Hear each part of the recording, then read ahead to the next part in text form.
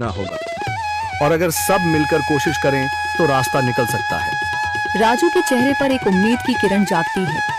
हाँ बाबा जी, अगर सब मिलकर काम करें तो हम पानी ढूंढ सकते हैं। हमने पहले कभी यह कोशिश ही नहीं की। लेकिन इतनी कठिन जमीन में नया कुआं खोदना आसान नहीं। मुश्किल जरूर है, नामुमकिन नहीं। अगर हम मिलकर काम करें तो ये हो सकता है। राजू खड़ा हो जाता है, उसकी आंखों में एक नई रोशनी है। तो फिर हम कल से काम शुरू करेंगे। मैं गांव के सभी युवाओं को इकट्ठा करूंगा। हम मिलकर नया कुआं खोदेंगे। यह कहते हुए वह शामू के साथ गांव के दूसरे युवाओं को बुलाने के लिए निकल पड़ता है। कहीं दूर से गरज की हल्की सी आवाज आती है, जैसे आकाश ने उनकी उम्मीदों की गवाही दे दी हो।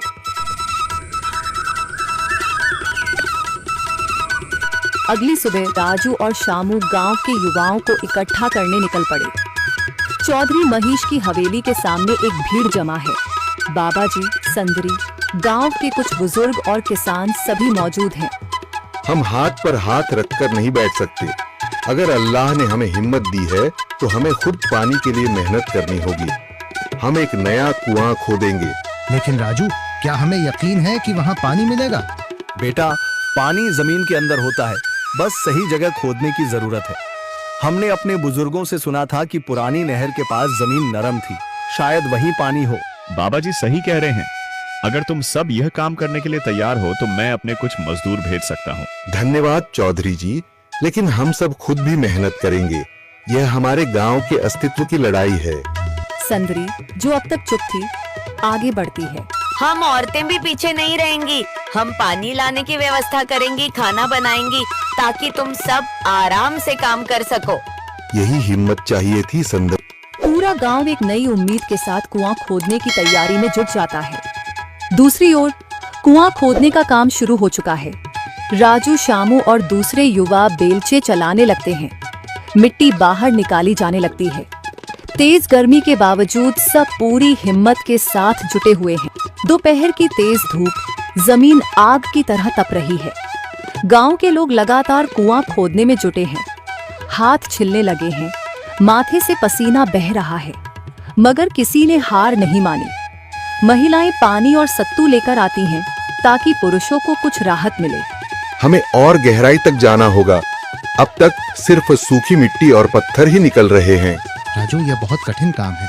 अगर हमें पानी न मिला। अल्लाह मेहनत करने वालों को कभी निराश नहीं करता बेटा। तुम सब अपनी कोशिश जारी रखो, पानी जरूर निकलेगा। हिम्मत मत हारो। अगर अब रुक गए तो फिर कभी पानी नहीं मिलेगा। सभी फिर से जोश में आकर काम में जुट जाते हैं, मगर सूरज की तपिश बढ़ती जा रही है और कई लोगों की सांसें तेज चलने लगती हैं। तभी एक तरफ से रामलाल और उसके आदमी हंसते हुए आते हैं। अरे भाई, तुम्हें लगता है कि जमीन तुम पर रहम करेगी? हाँ हाँ, ना समझ लोग, ये सब बेकार की मेहनत है। रामलाल, हमारा हौसला मत तोड़ो। अगर तुम मदद नहीं कर सकते तो कम से कम मजाक भी मत उड़ाओ। मदद? हाँ, मैं अपने कुएं का पानी बेच सकता हूँ, मगर मुफ्त में नहीं दूंगा। राजू सब अनसुना कर फिर काम में लग जाता है। शाम होने लगती है, लेकिन अभी तक पानी का नामो निशान नहीं। कुछ लोग मायूस होकर पीछे हटने लगते हैं।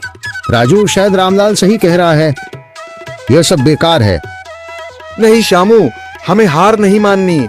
अगर आज हार गए तो फिर कभी हिम्मत नहीं कर पाएंगे। तभी अचानक फावड़ा किसी कठोर चीज से टकराता है। एक अजीब सी आवाज आती है।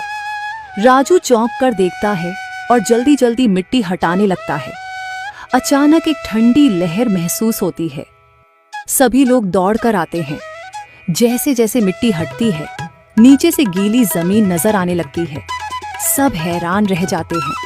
सुभान अल्लाह, मैंने कहा था ना, अल्लाह हमारी मेहनत को जाया नहीं करेगा। राजू और बाकी सभी जोर लगाते हैं।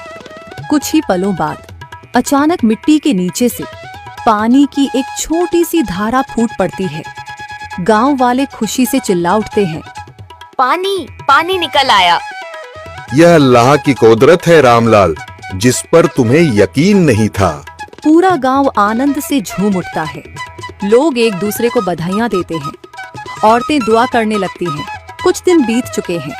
गांव वाले नए कुएं से पानी भर रहे हैं, खेतों को सींच रहे हैं और जिंदगी फिर से पटरी पर लौट रही है।